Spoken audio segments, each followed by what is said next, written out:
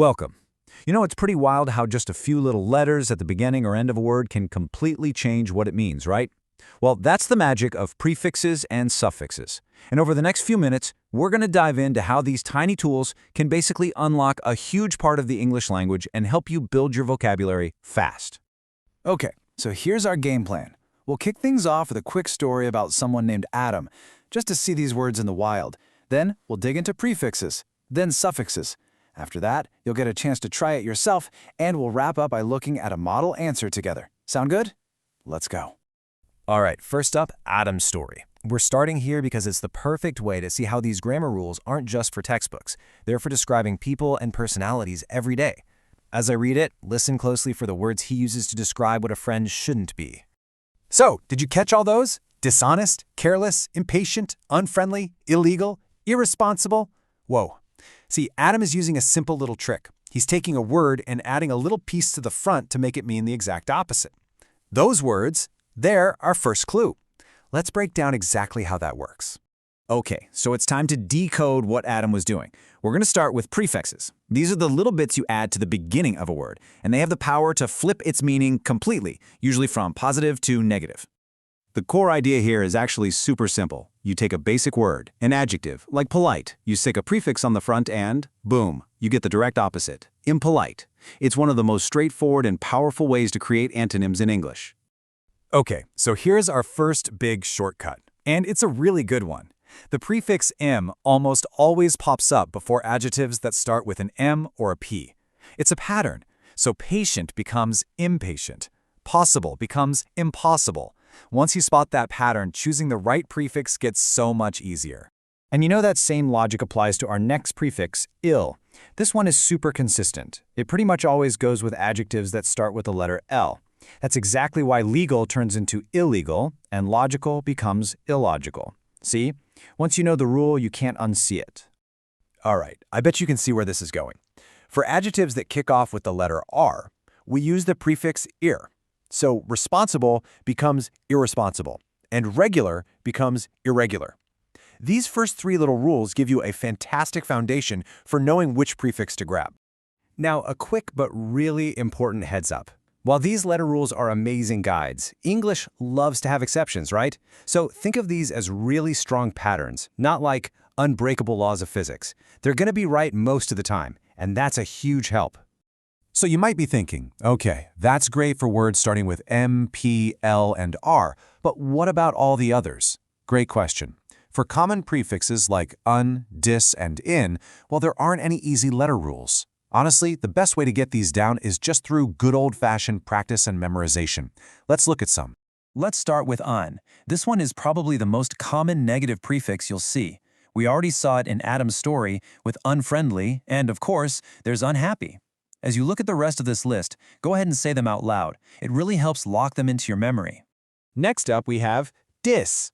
This gives us words like dishonest, another one from Adam's list, and disorganized. And just like with un, there's no secret letter code here. It's just about seeing and using it enough that it starts to feel natural. And finally, for this group, we've got in. This gives us words like inactive and incorrect. You can really see how the more you read and listen, the more these words just start to sound right. It's all about that exposure and practice. All right, we've spent a lot of time on the beginning of words. Are you ready to flip to the end? Let's talk about suffixes. And these are extra cool because they don't just change a word's meaning. They can change its entire job in a sentence. So, the main job we're focusing on here is transformation. A suffix can take a noun, a person, place, thing, or idea, like care or hope, and it can morph it into an adjective, which is a describing word. Pretty neat, huh? Now this is where it gets really interesting. Some nouns can create a perfect pair of opposites. The suffix full usually means full of, which gives us a positive word like hopeful, and less means without, which creates a negative word like hopeless. But check out the twist at the bottom with pain. Painful is negative, right? But painless, meaning without pain, is positive. But it's not always a perfect pair. Some nouns are a bit more, let's say, picky. For example, we say someone is beautiful, but we would never say beautifuless. And on the other side, we say homeless, but there's no such word as homeful. This is a perfect example of why you just have to learn which pairs work as you go. Okay, check this out. Here's another cool language trick for you. If you take the suffix less, which means without, and you add it to a noun that's already negative, you often get a positive adjective. So if you are without fear, you are fearless, which is another way to say you're brave. It's like a little bit of word magic. And that just about wraps it up for us. But hey, the learning definitely doesn't stop here. I want to leave you with one final question to chew on. What other words can you think of that use these prefixes and suffixes? I promise the more you start looking for them, the more you'll realize they are absolutely everywhere. Thanks for watching and happy learning! All right, let's dive in. Have you ever wanted to describe something as the absolute top, the peak? The best, the tallest, the most amazing thing ever? Well, what you're reaching for is called the superlative form. Today, we're going to do a complete deep dive into this super important part of English. Let's get to it. So here's our game plan for today. We'll kick things off by seeing how superlatives look out in the wild. Then we'll pin down what they are and break down all the rules. We'll even cover the one big exception before you get to test your knowledge. By the end, you'll have this stuff down cold. Okay, first things first. Let's just see these things in action. Before we get bogged down in all the grammar rules, it really helps to see how these words just work in a normal sentence. It's the best way to get a feel for them. Read this with me. My primary school days were the happiest memories of my life. I learned the most important lessons that helped me become a better person. My classmates were the best friends I ever had. Did you catch those words that just kind of pop? They're the ones describing something at its absolute max. Let's pull them apart. First up, we've got the happiest. This, of course, comes from the adjective happy. So as you can see, when an adjective ends with a Y, the rule is to swap that Y out for an I and then just tack on est. Simple as that. What about the next one? The most important. Here, the base adjective is important, which is obviously a longer word, right? A few syllables. For words like this, the rule is even easier. You don't touch the adjective at all. You just put the most right in front of it.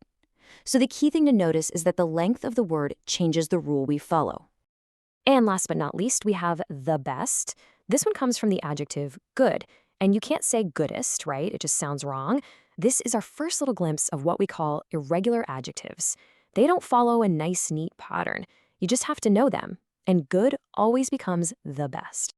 So we've seen a few examples now, but what do they all have in common? Let's get a real, solid definition so we understand the main idea here. And here it is. You use the superlative form to single one thing out from a whole group. We're talking 3 or more. This isn't just about comparing 2 things. That's something else. This is about identifying number 1, the one at the very top of the heap, the one that has that quality to the absolute highest degree. Okay, now that we know what a superlative is, let's get into the nitty-gritty of how to actually make them. In this section, we're going to cover the 3 main types. This is where you'll really lock in the rules for basically any adjective you can think of. First up, short adjectives, those little one-syllable words. There are 4 main patterns to know. The general rule, just add the and est. So tall becomes the tallest. Now, if a word already ends in e, like large, you just add st to get the largest. For words ending in y, like easy, you do that trick we saw earlier, change the y to an I, and add est for the easiest. And finally, for words with that consonant-vowel-consonant pattern like big, you've got to double that last letter to get the biggest. Next, we've got the long adjectives, anything with 2 or more syllables. And like we saw before, the rule here is just beautifully simple. You just stick the most right in front of the adjective. That's it. So famous becomes the most famous, beautiful becomes the most beautiful, and so on. No spelling changes to worry about at all. And then there's category C, the irregulars. These are the rebels of the group. They break all the rules. Honestly, you just have to memorize them. Good turns into the best. Bad becomes the worst. Many or much both become the most. Little becomes the least. And far can be either the farthest or the furthest. This is pretty much the full list of the common ones you'll need. All right, ready for a little advanced lesson? We've been saying the this whole time, but there's a really important exception where you actually need to drop it. You drop the when the superlative comes right after a possessive word, like my, your, or his, or after a name with an apostrophe S. Check out the examples. You say, he is my best friend, not my the best friend. Or, it was Amin's greatest moment, not Amin's the greatest moment. That little possessive word basically takes the place of the. All right, You've learned the rules for short adjectives, long ones, and the tricky irregulars, plus that big exception. Now it's time to put all that new knowledge into practice. Let's see if you can spot the mistakes using everything we've just covered. Okay, take a look at this first one. My teacher of Arabic is the goodest teacher I have ever had. What's wrong with goodest? Think back to that list of rebels we just saw. And there's our fix. Good is an irregular adjective. Its superlative form is always the best. So the correct sentence is, the best teacher I have ever had. Easy peasy. Okay, next up. History was the interesting subject at primary school. This one feels pretty close, but it's missing something, isn't it? What's the rule that applies to a long adjective like interesting? Exactly. Interesting is a long adjective, so it needs the most right there in front of it. The correct version is the most interesting subject. See how just applying that simple rule makes the sentence click into place? Let's try one more quick drill. We just fill in the blanks. For small, it's a short adjective, so we get the smallest. For exciting, that's a long adjective, so it becomes the most exciting. And for bad, our other famous irregular, the correct form is, of course, the worst. This is a great way to make sure all three rule types are fresh in your mind. Okay, for our final section, let's put it all together. Because, look, knowing the rules is one thing, but using them to make your writing more vivid and descriptive, that's the real goal here. So here's your final assignment. Try writing a short paragraph about your own school memories, and make sure you use a few different superlatives correctly. Feel free to pause here and give it a shot before I show you a sample answer.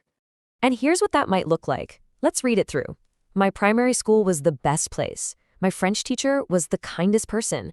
French was the most interesting subject, whereas math was the most difficult one. The happiest moment? I got the highest average. See how it weaves all the types together? We've got the irregular best, short ones like kindest, happiest, and highest, and long ones like most interesting and most difficult. It's a perfect example of how these forms make your writing way more powerful. So, just remember that superlatives are way more than just a grammar rule. They're a powerful tool for pointing out the absolute best of something, for making your comparison sharp, and for describing your world with real impact. You've now got the complete toolkit to do just that. So, my final question for you is, what will you describe first? Hey there, and welcome. Ever wanted to get really good at comparing things in English? Well, today, we're going to nail down 3 super useful words: like, unlike, and whereas. Stick with me, and by the end of this, you'll be using them with total confidence. Sound good? Let's jump in. Okay, so here's our game plan. We'll kick things off with the big idea of comparing. Then we'll see our words in action. After that, we're diving into the nitty-gritty grammar rules. Then, of course, we'll get some practice in, and finally, it's going to be your turn to shine. Let's get started. All right, section 1, same or different.